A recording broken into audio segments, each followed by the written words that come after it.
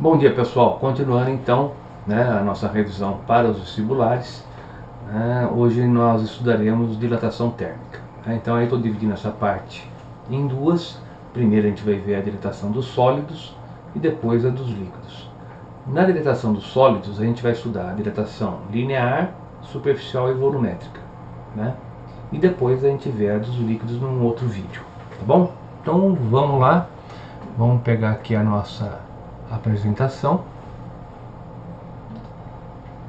Então, para começar, você tem aqui uma barra, Ela tem um tamanho L0 a uma dada temperatura, você varia a temperatura e vai ter uma dilatação, Lembrando que esse desenho ele está exagerado, a dilatação vai ser sempre muito menor do que está representado aí.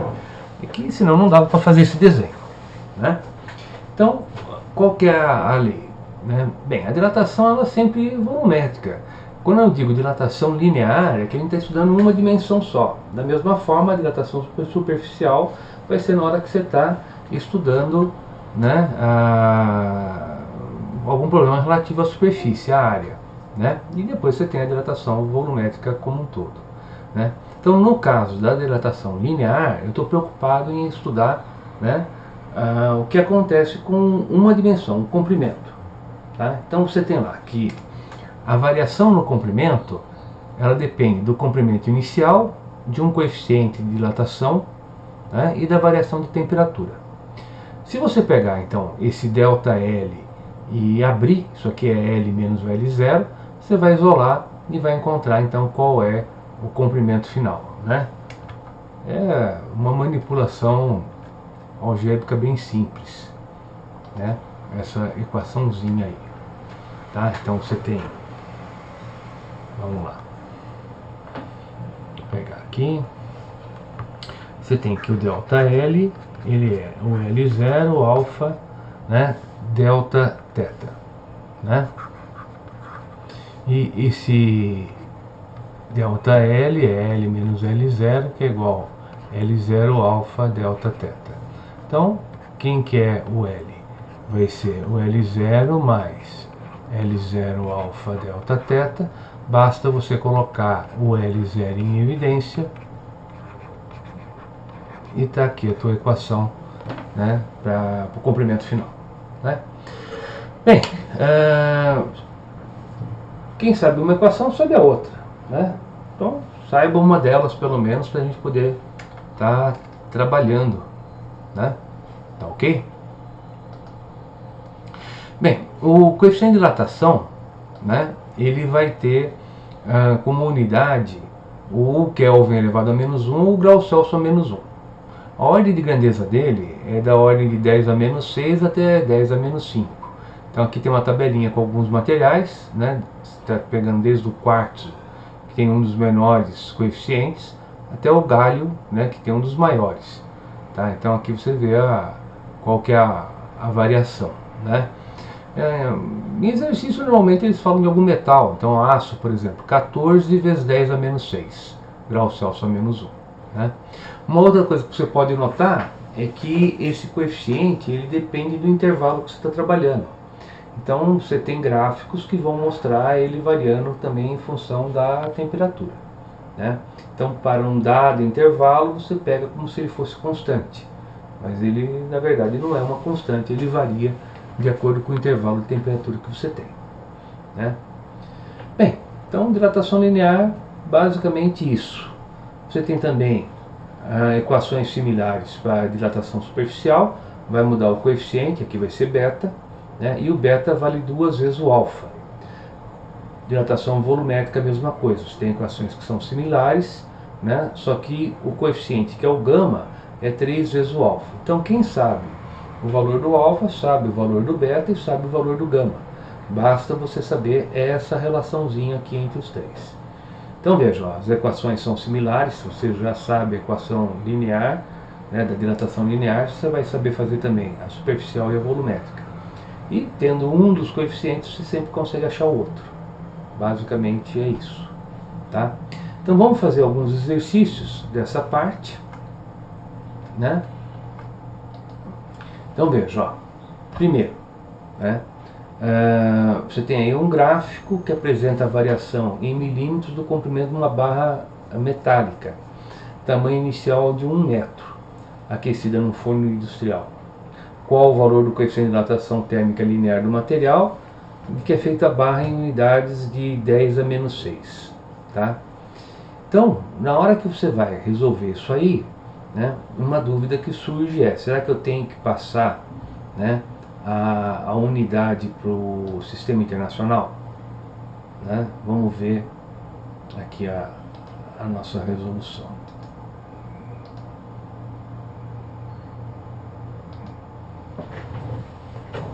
Então, você tem lá, né, que a variação do comprimento é igual a L0 alfa delta teta.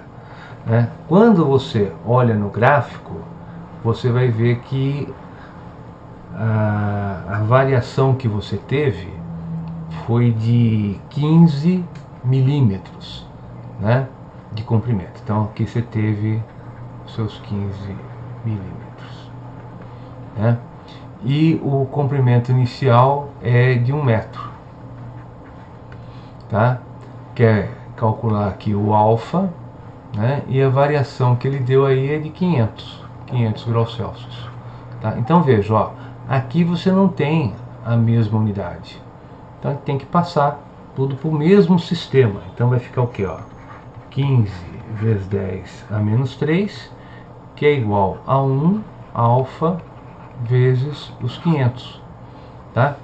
Então, né, isso aqui vai dar que o seu alfa é igual a 15 vezes 10 a menos 3 dividido pelos 500, né? Então, se você dividir isso aqui por 5 vai dar 100, por 5 isso aqui vai dar 3, então isso vai ser 3 vezes 10 a quanto?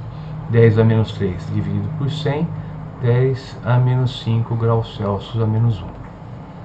Tá? Então, tá aí, tá resolvido, né, o coeficiente. Tá? Tem que ficar esperto muitas vezes, porque ele pergunta, ele dá uma relação de dilatação linear, né, um exercício de dilatação linear, e pede qual o gama. Aí você teria que multiplicar esse valor por 3. Tá? Mas é facinho, né? É mais você ler o gráfico, tá? Então, o que eu fiz aqui? Deixa eu mostrar para vocês na lousa, que eu acho que fica melhor, né? Você tem lá o teu gráficozinho. Então aqui você tem o que? Você tem dilatação, aqui você tem a temperatura, né? Tá aqui o teu gráfico. Então isso aqui é o ΔL, e isso é igual aos 15 milímetros. Tá? Aqui o que você tem é a variação de temperatura, e isso é igual a 500 graus Celsius. Tá? Então aqui você tem, né, o ΔL. Então como que você acha o alfa? O alfa é a variação, né, dividido pelo L0 delta teta. Então ele não é só pegar esse e dividir por esse, você tem também que dividir pelo comprimento inicial. É que nesse exercício o comprimento inicial é igual a 1 metro, né? Então não é só essa relação aqui, não depende só do alfa, a inclinação do gráfico, né? Depende também do comprimento inicial, tá? Bem, vamos voltar para nossos exercícios aqui. Segundo exercício, né? Você tem aí um anel, né? E nesse anel ele quer saber o que acontece com a relação entre o menor raio e o maior na medida que você tem a dilatação, tá? Bem, aí no caso você está estudando o que? Dilatação de área ou a dilatação de comprimento? Então veja, a figura mostra um disco metálico de raio R com um orifício que também é circular, né? A temperatura inicial é de 20 graus Celsius e fala que a relação entre os raios um é o dobro do outro. Bem, na hora que você dilatar, o que acontece? Bem, então veja, você está estudando qual é a relação entre os raios. Tudo bem que está relacionado com área, mas o raio é um comprimento, né? Então a gente vai estudar por dilatação linear, tá? Então veja, ó, vamos escrever uma equaçãozinha ali na lousa que eu acho que eu consigo fazer melhor do que na mesa.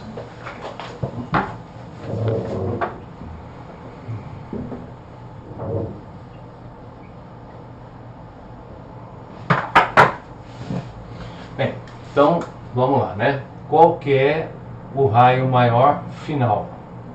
É o raio inicial, que multiplica 1 mais alfa, que é o coeficiente, vezes a variação de temperatura.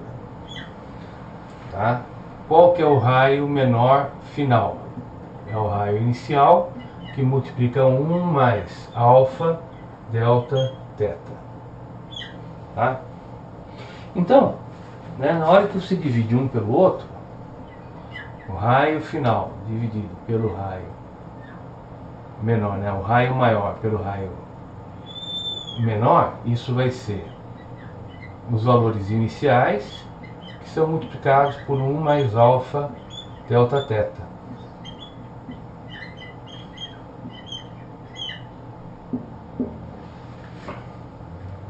Conclusão, não depende, né, da temperatura, a proporção dos raios. Você pode simplificar. Então, se você tem uma relação de 1 para 2 aqui, ela continua. Não importa a temperatura.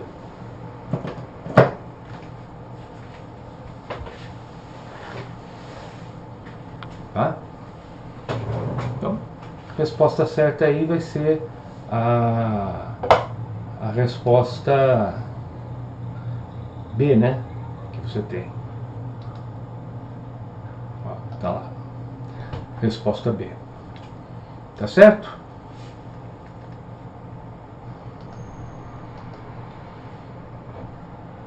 Mais outro exercício. A 10 graus Celsius, 100 gotas idênticas de um líquido ocupam o volume de 1 centímetro cúbico. A 60 graus Celsius, o volume ocupado passa a ser 1,01 centímetro cúbico.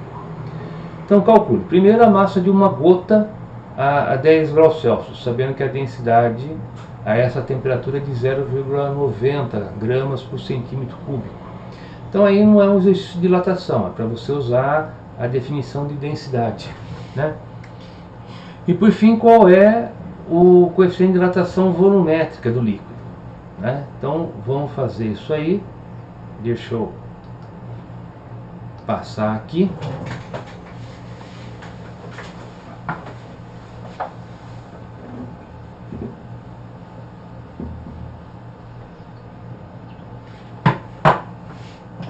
Bem, primeiro usando, né, que densidade é igual massa por volume, né? Então no caso aí ele tinha dito o quê? Que você tinha 100 gotas, né?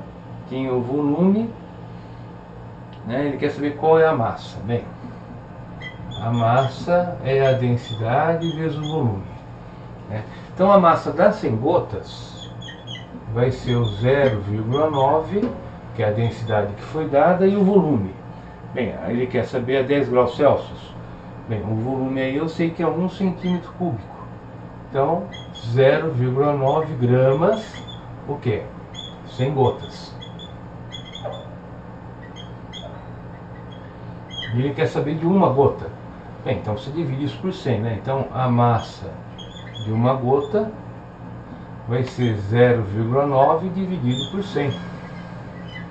Tá? Então, isso vai ser 9 vezes 10 a menos 3 do grama. Tá? Então isso é a resposta do item A. Tá? Bem, como que eu deixo isso aqui? Passo para quilograma, deixo em grama.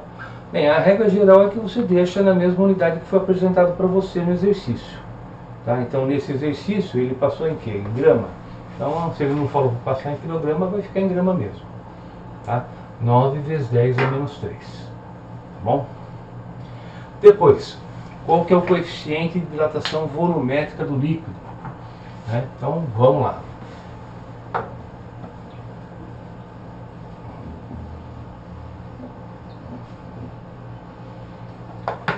Para você fazer essa parte, Então, fazendo aqui o item B, né, você vai ter o seguinte, ó, variação de volume é o volume inicial, gama, delta, teta, né? E ele fala que variou de 0,01, porque foi de 1 para 1,01. Então, isso aqui é 0,01, o quê? Né? Centímetro cúbico. Então, quando você tem uma equação física, ela vale tanto para os números como também para as unidades. Então, aqui vai ficar centímetro cúbico, tá? Bem, o volume é de 1 centímetro cúbico. Então, como você pode perceber, não vai importar a unidade, porque eu vou simplificar.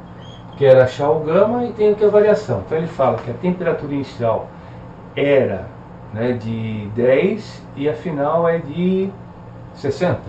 Então 60 menos 10, tá? E olha, isso aqui não importa. Então você não precisa passar isso para metro cúbico. Pode deixar em centímetro mesmo, porque não vai importar, tá? Então esse gama, né, isolando, vai ser igual a 1 vezes 10 a menos 2, que é esse valor, dividido, né, por 50. Tá? Então isso vai ser o que? Vai dar 0,2, que é esse 1 dividido por 5, vezes 10 a menos 3. Então o gama é igual a 2 vezes 10 a menos 4.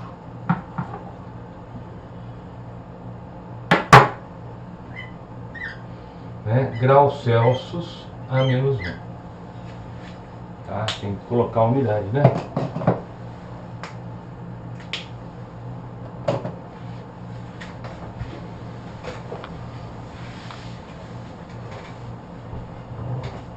Então, tá aí. Bem, esse é um exercício que vira e mexe aparece, é tradicional, desde a época que eu era estudante aparecia, então tem que saber resolver, né? Então na figura a plataforma P é horizontal, né? Ela é apoiada em barras, né, de A e B de coeficiente de dilatação iguais a A0 e B0. Então determina a relação entre os comprimentos, tá? Para que ela permaneça horizontal em qualquer temperatura. Então vamos lá, né, gente? O que a gente faz aí? Eu tenho a plataforma. Vamos fazer um desenho ali na lousa que eu acho que vai acabar ajudando você a entender a situação. Então ela está na horizontal e tem que permanecer na horizontal.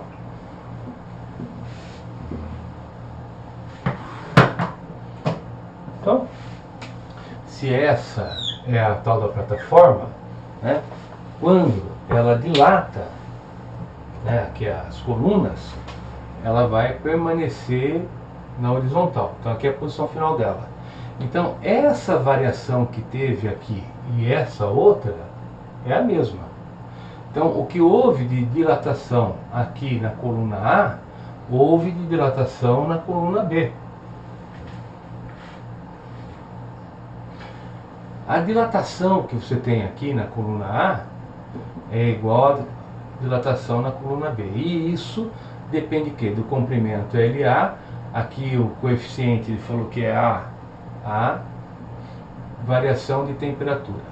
Aqui é comprimento inicial da coluna B que está aqui, AB, variação de temperatura. Olha, não importa a variação, ela sempre vai ficar na horizontal. Então ele quer aí o que? Uma relação, né, entre os comprimentos LA e LB. Então, ó, LA dividido por LB vai ser igual o coeficiente de dilatação dessa coluna dividido pelo coeficiente de dilatação da outra coluna. Tá?